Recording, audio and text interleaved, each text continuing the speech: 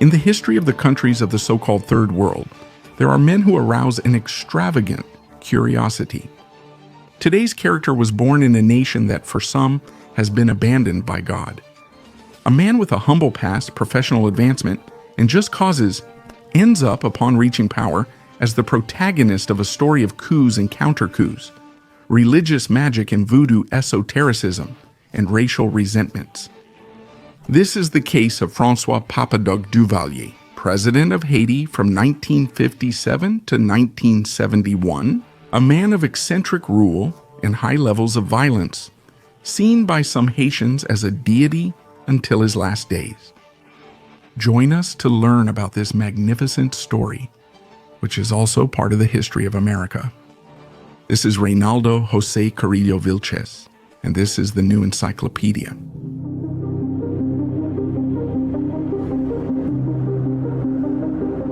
François Duvalier was born April 14, 1907 in Port-au-Prince, Haiti. Duvalier descended from a family of farmers who came in austere conditions from the island of Martinique. The boy François was no different from the vast majority of the inhabitants of his country, a descendant of Africans and quite lacking in resources. However, something did set him apart: his particular intelligence and sharpness for the health sciences. Thus, the young man earned his higher education and graduated from the University of Haiti's Faculty of Medicine.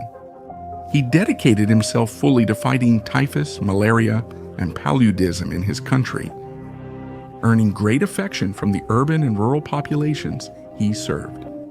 The people themselves gave him the lifelong nickname Papa Doctor, or simply Papa Doc. In his youth, Duvalier and other young black Haitians like Louis Dacu and Lorimier Denise managed to obtain a good university education. They started a magazine called the Groits School, where they would defend their political ideas and actively denounce the island's hardships and the government's inaction. The environment was not easy for the young Dr. Duvalier, nor for anyone on the other half of the island, Hispaniola. The history of his country was the story of a long wait for the material progress of its citizens and the improvement of general living conditions. Haiti was a French colony that, influenced by the ideas of the Revolution in France, had declared its independence in 1805, becoming the first nation in the American continent to do so. However, very soon the country found itself plunged into a long crisis caused by several factors. Strong resentment and racial tensions existed between the white and mulatto elite. The mulattoes, being the mix between whites and blacks versus the black and poor majority of the country. Resentments sparked multiple wars and internal revolutions, further weakening the nation's already fragile independence. Then the obstacles the United States, France, and the United Kingdom imposed, preventing the island from trading globally until the 1860s. And finally, the ongoing political instability from 1870 to 1915. Which caused more than one government to be overthrown just as they were beginning to organize the functioning of the state. Between 1908 and 1915, the United States once again turned its eyes toward Haiti and had the City Bank of New York acquire the National Bank of Haiti, the country's only commercial and treasury bank. However, due to the heavy political instability that caused Haiti to constantly change presidents, the United States decided to intervene militarily on the island to safeguard its interests and investments. On July 28, 1915, responses range from positive and complacent to negative and dissatisfied. The United States occupation of Haiti begins, which will last for 19 years, until 1934. During those years, the United States will control Haiti's governance. They appoint the mulatto Felipe Soudre as president, who dissolves the country's legislature and enacts a constitution drafted by the then Secretary of the Navy, Franklin Delano Roosevelt. During the American occupation, a certain stability comes.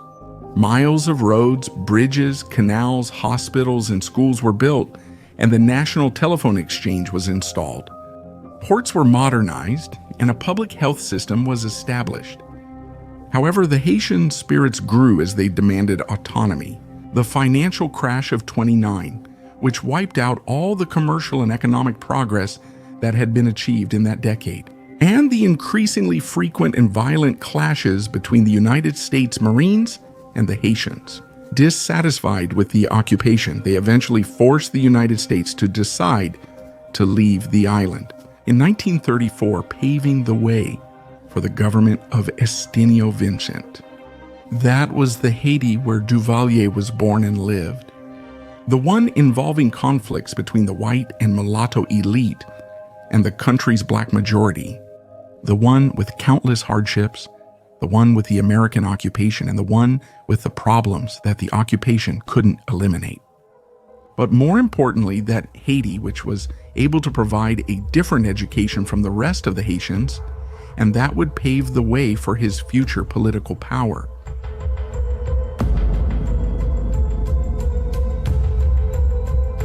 After the American occupation, 32-year-old Duvalier marries Simon Ovid. He marries Simon Ovid in 1939 and begins to hold his first positions in public administration. In 1946, he joins the management of the National Health Service, where he continues to promote measures for the eradication of diseases and the treatment of those most in need. Things that will make him very popular. Duvalier's time in public administration is a highly turbulent period for his country. President Estinio Vincent, who is the president that came after the American occupation, has to resign in 1941 due to the long series of protests against his administration. Eli Lescott succeeds this vacancy in the head of state, governing under martial law and carrying out a strong persecution against his opponents, most of whom were Marxist students who, through the press, encouraged discontent to turn the masses against the government. This is what leads to Lescott being overthrown in a coup d'etat on January 11, 1946, by Colonel Frank Labat, who, together with two other majors, forms a military executive council. During the post-American occupation, it's worth noting, a school of thought called Noirisme, or negritude, was born in Haiti. In Spanish, it's known as la negritude, or the Noiriste, as their followers were called. They preached the idea that the greatest obstacle on the path to prosperity for Haitians was the rule of the white and mulatto elite. Some, more radical than others, emphasized the supremacy that the black majority of the country should have, and how they needed to organize in order to seize power. They also promoted Haitian Creole, a form of French widely spoken on the island, as the official language. At the same time, they promoted the Voodoo religion as the state religion and the national religion. Haitian Voodoo is a religion that originates from West Africa, and its combination with European influences from Haiti's colonial era, such as Catholicism and Freemasonry. Voodoo became Haiti's main religion after independence and the Catholic Church's expulsion in the following decades. This religion revolves around alleged spirits, which they call yoha, spirits that are said to be subordinate to a supposed creator deity. They have their temples without a central authority, where they worship these spirits with drum beats, dances, and songs, which they sometimes seek. That a yoha, that is, one of these supposed spirits, possesses one of the members of the ritual and communicates with them. Fruits, liquor, sacrificed animals, forms of divination, talismans, and healing rituals are all part of this unique religion. Returning to our protagonist, Duvalier, he and many other prominent black politicians of his time embraced Noirism and negritude as their ideology. The most prominent of them, Dumaris Estime, emerges victorious in the 1946 elections, with power handed over by the military council, becoming the first black president elected through the ballot box. In addition to this historic milestone for the negritude movement, the new president Estime calls upon the most influential black politicians in the country to form his government with a single message: to work in favor of the black majority. Duvalier, whose popularity was already quite high, is one of those called upon and serves in the Ministry of Health and Labor starting in 1949.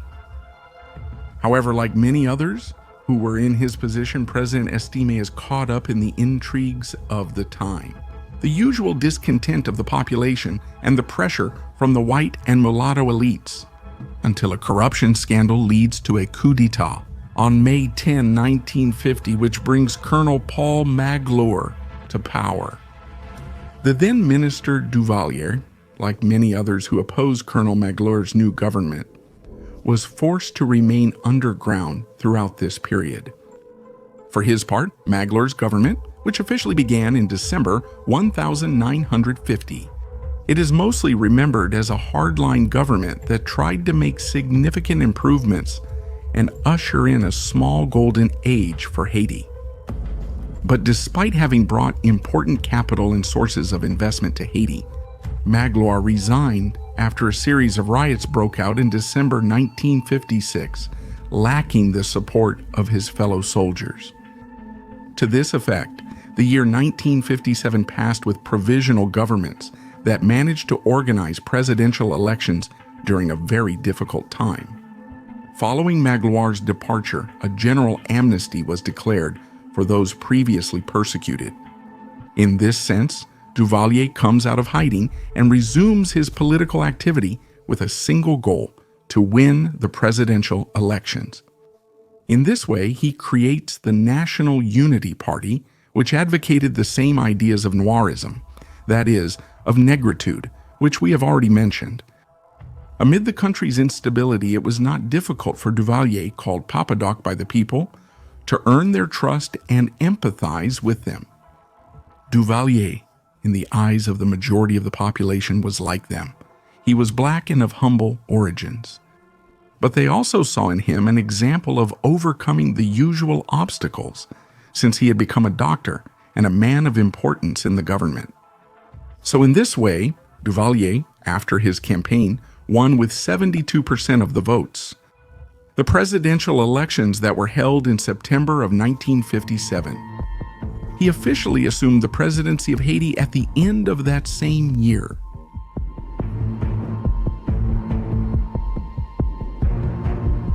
François Duvalier started his government promising to step down after 6 years, as required by the Constitution. But his presidency is marked by a fundamental event that would become a milestone in it. A failed coup attempt carried out in July 1958 by a military officer led Duvalier to start a strong wave of persecutions, repressions, and murders. Using the coup attempt as a pretext, he purges the army of elements with questionable loyalty and legalizes opposition parties. He makes all laws and Haiti's entire order come from himself. By 1961, Duvalier would end up modifying the Constitution to re-elect himself for 6 more years in an election where he won with 1,320,000 votes against 0 votes. But before being tied to holding continuous elections, Duvalier simply preferred to proclaim himself president for life in 1964, thus ensuring it in theory because he already had it in practice. The power over his country, Duvalier, should be noted, would govern most of the time with the approval of the United States. During the Cold War, Americans supported a government that declared itself anti-communist, as Duvalier did. In this way, Duvalier governs without any foreign government interested in overthrowing him or complicating his administration. Despite this, scholars say Duvalier's government will be more of a misgovernment. Without productive force, without industrial drive, without foreign investment, without a prepared population, and without a government that encourages and implements policies to improve all of the above, Haiti will survive during these years on international aid and its very precarious economy. Scholars say international aid from the United Nations and United States was poorly managed. Thus, hunger and misery continue to be part of daily life for a large part of the population. Going back to the early years of Duvalier's government, by 1959, he takes another important step toward total control of the country. He creates a sort of secret police called the Volunteers of National Security, who over time will be known as the Tonton Macoutes. The Tonton Macoutes carry out a level of repression that has come to include burning people alive, dismemberment with machetes, forced disappearances, and cold-blooded executions. It is estimated that nearly 20,000 Haitians died solely because of the political violence carried out by Duvalier. On the other hand, the Tonton Macoutes subjected the people in the interior of Haiti to looting and extortion as a means of survival. Meanwhile, Duvalier disarmed a large part of the army to prevent possible coup attempts. At the same time, he increased the rotation of officers so that none of them would accumulate enough power to conspire against him. Even Duvalier's own allies couldn't escape his repression. By 1959, Duvalier has a heart attack that incapacitates him for 4 months, so Clément Barbeau, chief of the Tonton Macoute, replaces him. He also stops an attempted invasion of Haiti that year by Haitian exiles, Cubans, and 2 Venezuelans. After 4 months in the hospital, Duvalier grows suspicious of Barbeau and imprisons him, only for the Tontons in 1963 to end his life along with his 2 brothers as well. Duvalier's government was riddled with examples like this during the 14 years he was in power. In the plazas and markets, the bodies of those who were accused of being opponents were often hung, just to remind the majority what could happen to them. For this reason, any uprisings that might arise, whether in the capital Port-au-Prince or in the depths of Haiti, were quickly neutralized by the Tonton, and those who took part faced the worst fate just for going against Papa Doc of Haiti.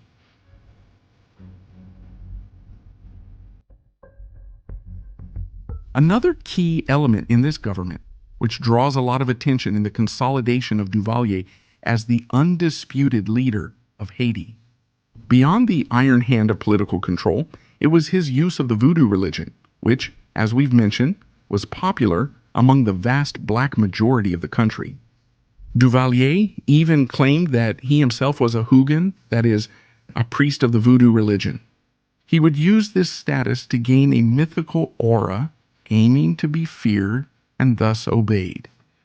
For most people, Duvalier held powers that went beyond the earthly realm. To a certain extent, they felt that he himself listened to and watched them, and they believed that if the IOAs were against them, the spirits we already talked about would come down upon them. In fact, Duvalier himself even claimed that the assassination of President Kennedy was due to a curse he had cast on him. Duvalier himself contributed to these beliefs, as he would deliberately dress in a black suit, black hat, and sunglasses, with the purpose of resembling the man. Zamedi, who is a spiritual figure in Haitian Voodoo, is the patron of cemeteries, mediator between the world of the living and the dead, and the one who resurrects those who are at risk of dying. And closely related to his exaltation as a quasi-deity in Haiti was the cult surrounding his person, among other eccentricities. Duvalier calls himself the Apostle of National Unity, and outside the government palace he orders the phrase to be displayed: "I am the flag of Haiti, one and indivisible." He even goes so far as to modify the Catholic Our Father so that it becomes a praise to himself. He attempts to build a new city named Villa Duvaliers. At the same time, his family also enjoys the popularity of Papa Doc among Haitians. His children, Jean-Claude, Simone, Nicole, and Marie-Denis, are celebrities who always travel with chauffeurs and a presidential escort. His wife, Simone Duvalier, is known as Mama Doc, and she was a woman of great presence and dignity who shared the same mythical aura within Voodoo. Because she was married to Duvalier, she was highly feared and respected by Haitians. For by then, the Duvalier family was likely the wealthiest in Haiti. They accumulated a large portion of the millions of dollars that were originally intended as so-called humanitarian aid for Haiti, poor, malnourished, and sick people who lived beyond Port-au-Prince. This reign of terror, as some historians have called Duvalier's government, could have lasted for all eternity. He himself held the fate of Haiti in his hands. Nothing happened without his knowledge and consent. Therefore, it is very difficult to imagine any cause other than death that could have removed Papa Doc from the lives of Haitians without ruling. And indeed, Francois Duvalier died on April 21st, 1971, due to the diabetes mellitus that afflicted him at the time of his death. A part of the people take him to the ceremonies, pray for him, and ask the Voodoo hierarchies to grant eternal rest to their beloved Papa Doc. At his death, his son Jean-Claude Duvalier succeeded him, having been appointed by his father as his successor. He also had a lengthy, complex government, which we'll cover in another video. He was overthrown in 1986 as a result of a coup d'etat. In the heat of the coup d'etat, his father's remains are dug up and beaten by violent mobs. They remembered the hunger and hardships Duvalier made them endure. This is how Papa Doc's government ends, with an otherworldly ending and a trail of misery, crisis, and instability that still weighs on the failed Republic of Haiti.